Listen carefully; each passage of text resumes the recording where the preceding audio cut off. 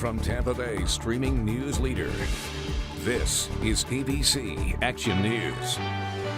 I'm James Tully. Greg D has your full weather forecast coming up. But first, here are your ABC Action News headlines. The state of Florida now asking some people to reapply for unemployment benefits. This includes people who are self-employed, contract employees, and gig workers. Also, anyone who applied on or before April 4th.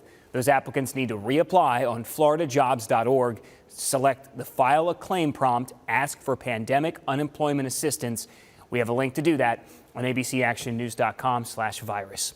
Watchdogs are now warning Florida could see a serious revenue shortfall, and that could impact the state budget. Without federal support, the Florida Policy Institute says to expect cuts from next year's budget, money that's already promised for teacher and state employee pay raises, affordable housing programs, or conservation efforts. Some teachers concerned, saying they're not sure of their salary going forward. Florida has already received $4.6 billion in stimulus money, though experts say those funds cannot be used to fill revenue gaps.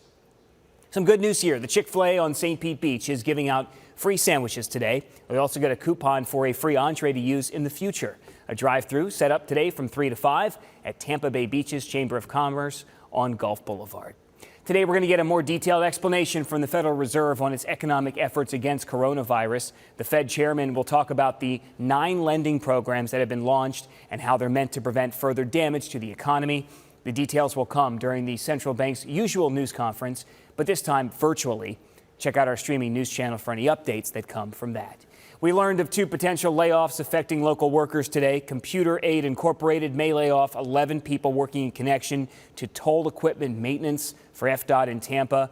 And Tropitone Furniture says it could lay off up to 12 people in Sarasota. Moving on to sports news, Major League Baseball is discussing options for starting the season. This is dependent on medical situations. One plan would split the teams into regional divisions. Teams would only play within their region regardless of whether their opponents were in the American or National League. The idea is to reduce travel. A Tampa farmer encouraging you to buy local even as farmers markets stay closed to avoid large crowds.